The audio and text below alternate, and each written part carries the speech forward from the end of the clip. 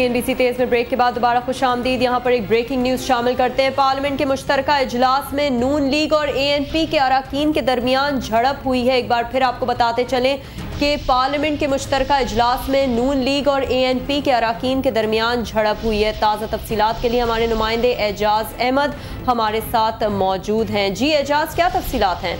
जी, parliament का इजलास शुरू होने के बाद ANP के जानिब से बशीर बिलोर खड़े हुए और उन्होंने इस बात पर एहतजाज किया कि गुज़िश्ता रोज लाहौर में जो होने वाली कौमी तवानाई कॉन्फ्रेंस में खैबर पख्तूनख्वा और बलोचिस्तान से सिर्फ हुकूमती नुमाइंदों को बुलाया गया और खासतौर पर चीफ मिनिस्टर को बुलाया गया, जबकि दोनों सूबों से सदरकारों, ताजरों और जो बड़े एग्रीकल्चरिस्ट हैं उनमें से किसी को नहीं बुलाया गया। उनका ये कहना था कि ये हमारे साथ नाइंसाफ़ी है और उन्होंने ये कहा कि ये आइन की भी खिलाफ वर्जी है। 18वीं तरमीम के बाद कौमी तवानाई कॉन्फ्रेंस का इस तरह बुलाया जाना आइन की खिलाफ वर्जी है और हम इसको कबूल नहीं करते। जिसके बाद हाजी अदील ने नुक्ता इतराज़ पर यह कहा कि हमें नहीं बुलाया जाता। उनका ये कहना था कि खैबर पख्तूनख्वा में 5000 मेगावाट बिजली पैदा होती है और हमें 6 अरब रुपये रॉयल्टी दी जाती है, जबकि हाजी बुरखा में सिर्फ 800 मेगावाट बिजली पैदा होती है और उन्हें 5 अरब रुपये रॉयल्टी दी जाती है। ये नाइंसाफ़ी है। हम पंजाब हमें रोशनियों में अपना साथी नहीं बनाता, अंधेरों में हम पंजाब के साथी क्यों बने। उनका ये कहना था कि हमारे वसाइल साथ में लूटे जा रहे हैं और जो पानी डेरा इस्माइल खान से पाकिस्तान पंजाब में दाखिल होता है वो पानी खैबर 1991 के माहदे के तहत खैबर पख्तूनख्वा का है, जिस पर नून लीग ने एहतजाज शुरू कर दिया। हनीफ अब्बासी का ये कहना था कि ANP कायद-ए-आज़म पर हमला करने वालों की जमात है, हमें गाली बकी जा रही है। उनका ये कहना था कि हाजी अदील कायद-ए-आज़म को अगर मानते हैं तो फिर वो उन्हें रहमतुल्लाह अलैह क्यों नहीं कहते, जिसके बाद उन्होंने हाजी अदील ने कायद-ए-आज़म को रहमतुल्लाह अलैह भी करार दे दिया। ताहम इस दरमियान में ऐवान में खासी गर्मा गर्मी रही और सरदार मेहताब और दीगर सीनियर नून लीगी कायदीन और जिससे पार्टी के चीफ विप आफ्ताब शेख भी शामिल हैं अरकान को बिठाने की कोशिश करते रहे। ताहम काफ़ी देर के इख्तिलाफ के बाद, काफ़ी देर के शोर शराबे के बाद अब ऐवान में माहौल पुरसुकून हो गया है। एजाज, आपसे ये भी जानना चाहेंगे कि आज के जो पार्लियामेंट के मुश्तरका इजलास जो हुआ है उसका एजेंडा क्या था? ये मुश्तरका इजलास के एजेंडे पर कौमी सहमति कमेटी की सिफारिशात पर बहस शामिल है। कौमी सहमति कमेटी की सिफारिशात पर बहस शुरू भी हो गई है, लेकिन अब इस वक्त नुक्ता एतराज़ पर मुल्की मसाइल के हवाले से बात हो रही है। कौमी तवानाई कॉन्फ्रेंस के बाद रुबीना इरफान ने बलोचिस्तान में रोजाना लाशों के मिलने का मामला उठाया है और अब खुर्शीद शाह मुख्य नुक्ता खड़े हुए हैं और वो कौमी तवानाई कॉन्फ्रेंस के हवाले से ऐवान में वजाहत करेंगे। जी फराह। पार्लियामेंट का मुश्तरका इजलास जो कि जारी है उसमें नून लीग और ANP के अरकान के दरमियान झड़प हो गई। बहुत बहुत शुक्रिया एजाज।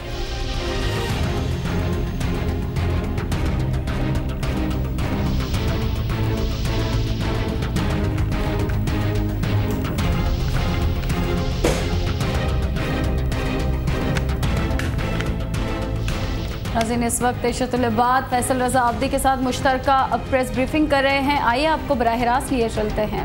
तौर पे इस इशू पे हुई है कि पिछले गुज़िश्ता चंद हफ्तों से कराची के जो हालात जिस डायरेक्शन में जा रहे हैं और उस डायरेक्शन में यकीनन बहुत ही अनफॉर्चुनेट वाक़यात हुए हैं जिसमें मासूम जानें गई हैं। MQM के वर्कर भी शहीद हुए हैं, पीपल्स पार्टी के वर्कर्स भी शहीद हुए हैं और भी इनोसेंट लोग अपनी जानों से हाथ धो बैठे हैं।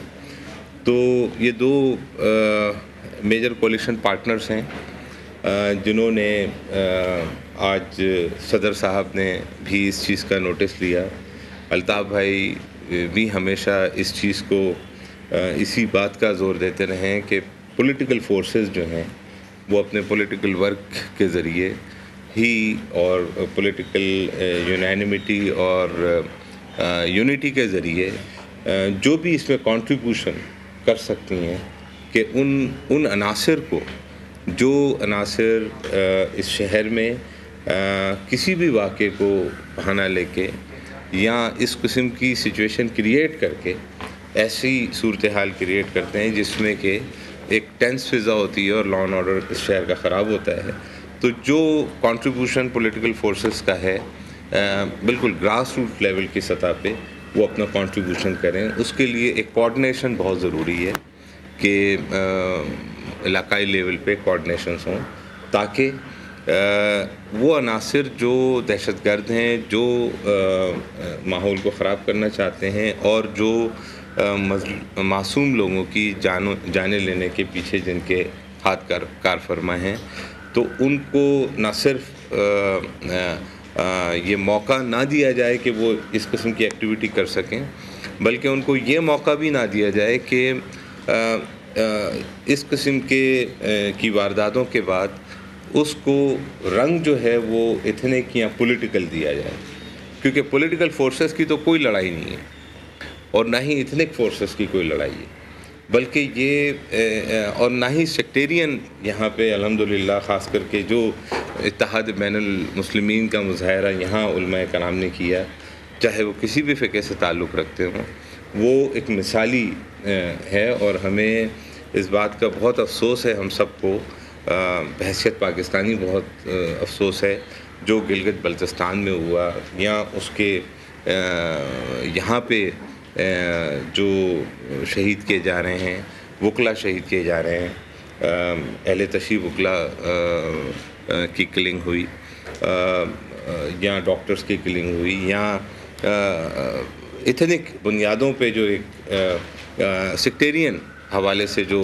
वाक़यात हुए, तो कम्युनिटीज़ में कोई ऐसा इख्तिलाफ़ नहीं है, सब शीर व शक्र होके रहते हैं, मिलते हैं, आपस में रिश्तेदारियाँ हैं, आपस में दोस्तियाँ हैं, आपस में कारोबार हैं, लेकिन यकीनन शरपसंद अनासिर हैं जो कि इन्हीं चीज़ों का फ़ायदा उठा के डिफरेंसेस क्रिएट करने की कोशिश करते हैं। तो आज की ये मीटिंग बुनियादी तौर पे इस हवाले से थी कि ये सियासी क़ुव्वतें मिलके भी अपना कंट्रीब्यूशन करें और इलाकाई लेवल पे कोऑर्डिनेशन बना के ऐसे एलिमेंट्स जो कि शरपसंदी में मुलव्वस हैं उनकी निशानदही भी करें। और इसमें ये भी तय हुआ है कि भरपूर एक्शन जो है उन शरपसंद अनासिर के ख़िलाफ़ दोनों पार्टियों ने ये डिमांड की है, मुझसे भी की है, हुकूमत से भी की है, सदर पाकिस्तान से भी की है कि उन अनासिर के ख़िलाफ़ भरपूर एक्शन किया जाए जो कि इनके कारकुनों को शहीद करने में मुलव्वस हैं और मासूम शहरियों को जो जाने लेने में मुलव्वस हैं। तो इस हवाले से मीटिंग थी और इंशाअल्लाह ताला इसका फॉलोअप भी हम करेंगे, बाकी सियासी जमातों के साथ भी इंटरेक्ट करेंगे ताकि सियासी फोर्सेस जो हैं, पॉलिटिकल फोर्सेस जो हैं, वो यकीनन कंडेम करती हैं हर किस्म की दहशतगर्दी को, हर किस्म के वायलेंस को, हर किस्म के टेररिज्म को, और पॉलिटिकल फोर्सेस एक साथ मिलके भी कंट्रीब्यूट करें ताकि शहर के अमन व अमान को और फ़िज़ा को बेहतर से बेहतर बनाया जा सके। तो इस सिलसिले में मैं फैसल भाई से भी कहूँगा कि वो कुछ ज़रूर कहें, डॉक्टर सलील से भी रिक्वेस्ट करूँगा कि वो भी ज़रूर आप लोगों से बात। बिस्मिल्लाहिर्रहमानिर्रहीम। सबसे पहले तो कराची से लेकर गिलगित तक तमाम मुहिब्बे वतन पाकिस्तानियों की शहादत पर उनके लवाहिकीन से ताज़ियत करते हैं। दूसरा, एक चीज़ मैं वाज़े तौर पे यहाँ पे आपको बताता चलूँ कि ना हमारा MQM से कभी भी कोई क्लैश था, ना है, ना ही कोई ऐसी सूरत हाल पाई गई कि कहीं पर कोई हमारे आपस में कारकुनों का कोई झगड़ा है। एक तीसरी फोर्स है और आप लोग भी बहुत अच्छी तरह जानते हैं कि ये जेल का सिर्फ एक वाक़या, एक ज़ैदी साहब शहीद हुए हैं और उसका गला काटने के बाद उसके चेहरे पे कम से कम 1000 ज़ख़म मारे। ये किसी इंसानों का काम नहीं, ये जानवर हैं और अब इन जानवरों को निकालना कानून नाफिज करने वाले इदारे हरकत में आएंगे, उनका काम है। हमने ये तय किया है कि हम फील्ड फोर्स बन के अपने शहर के अंदर ये जो जालिम आए हैं इनको बाहर निकालेंगे, लेकिन आपका भी ताउन दरकार है। आप क्लिप्स बनाते हैं यूट्यूब पे, कॉमेडी क्लिप्स, आपके पास हर चीज़ मौजूद है। थोड़ा सा आप इनके असल चेहरों को भी सामने लाने के लिए राब्ते कायम करें, लेके आएँ, कानून को मूव करेंगे और हम MQM ANP ये ताकत थे, ताकत हैं और ताकत रहेंगे। और ये चीज़ अब हम समझ चुके हैं, आपको भी पता होगी कि अगर यही क़ुव्वतें आपस में लड़ पड़ी तो वो क़ुव्वतें यहाँ पर आएंगी जो रास्ता चलते हुए गले काटने में फ़ख्र महसूस करते हैं। उन क़ुव्वतों को ख़त्म करना, नेस्तो नाबूद करना इस पाकिस्तान की बका की सबसे बड़ी अलामत है।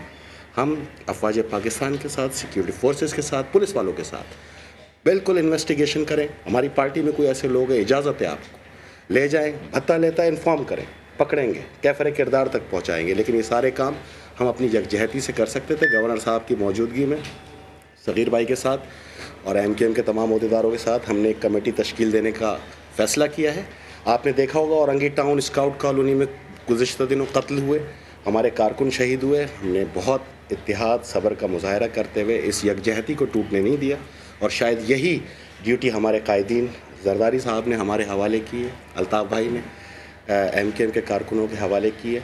और ख़ास तौर पे हम जिस पे काम करेंगे वो है इत्तेहाद बैनुल मुस्लिमीन। एक ऐसी साजिश की जा रही है शहर के अंदर, चुन चुन के वो डॉक्टर्स कत्ल किए जा रहे हैं जो अहले तशय्युअ फ़िरके से ताल्लुक़ रखते हैं, जो अहले सुन्नत फ़िरके से ताल्लुक़ रखते हैं, लड़ाने के लिए। और ये जितनी भी किलिंग हुई हैं, ये मेजॉरिटी जो मेरी अब तक समझ में आया है वो कोई इंसान या कोई एक आम शहरी नहीं कर सकता। ये एक बहुत टारगेटेड लोग हैं जो यहाँ मौजूद हैं और सिर्फ एक ही सूरत में ये ख़त्म हो सकती है कि हम इत्तेहाद कायम करें। इंशाल्लाह गिलगित तक की आवाम को वो यकीन रखना चाहिए कि यहाँ पर भी ये दर्द महसूस कर रहे हैं, हम भी इंसान हैं और हम जानते हैं कि जो आपका दर्द है वो हमारा भी दर्द है।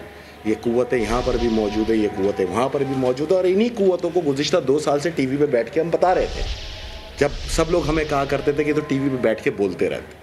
हमारा काम सियासत करना है, हमने सियासत में कहीं कोताही नहीं आने दी, आवाम की खिदमत कर रहे हैं हम। लेकिन हाँ, हम अपनी सिक्योरिटी इदारों को अब इतना मजबूत करेंगे और मुनज़्ज़म करेंगे, उनको इतना फ्री हैंड देंगे कि वो इन कल्प्रिट्स को निकालें और सज़ा दें। और अदालतों का ये काम है कि खुदा के वास्ते अब इन वैशियों के ऊपर फ़ैसले देना शुरू करें। ये वैशी जब आज़ाद होकर आते हैं तो ये ज़्यादा वैशी बन जाते हैं क्योंकि इनके पास वाफिर मिक़दार में सरमाया मौजूद है। तो हम सब इंशाअल्लाह पूरा यकीन है हमें कि मुत्तहिदा कौमी मूवमेंट, पीपल्स पार्टी, अवामी नेशनल पार्टी भी और वो तमाम जमातें हैं, सुन्नी तहरीक, दूसरी जमातें जो वाकई इस मुल्क से मोहब्बत रखती हैं और हम सब ये समझते हैं हमारी सियासतें उस वक्त तक हैं जब तक ये मुल्क की यकजहती और सलामती मौजूद है। गवर्नर सिंह डॉक्टर इरशाद बाद और फैसल रजा आबदी मुश्तरका प्रेस कॉन्फ्रेंस कर रहे हैं। गवर्नर सिंह का यही कहना है कि सियासी जमातों के दरमियान कोई इख्तलाफ नहीं। उनका कहना है कि दहशतगर्द सियासी जमातों का नाम लेकर फ़ायदा उठाते हैं। फैसल रजा आबदी ने इस मौके पर यह कहा कि हमारा MQM से कोई झगड़ा न था और ना ही कोई झगड़ा। इसके साथ साथ उनका ये कहना था कि कोई तीसरी कुव्वत मुलविस है जो तमाम सियासी पार्टियों को लड़वाती है और उनके खिलाफ कार्रवाई ज़रूर होगी। CNBC तेज़ में अब तक के लिए इतना ही। एक ब्रेक के बाद हाजिर होंगे हेडलाइंस के साथ। आप देखते रहिए मेरी पहचान CNBC पाकिस्तान।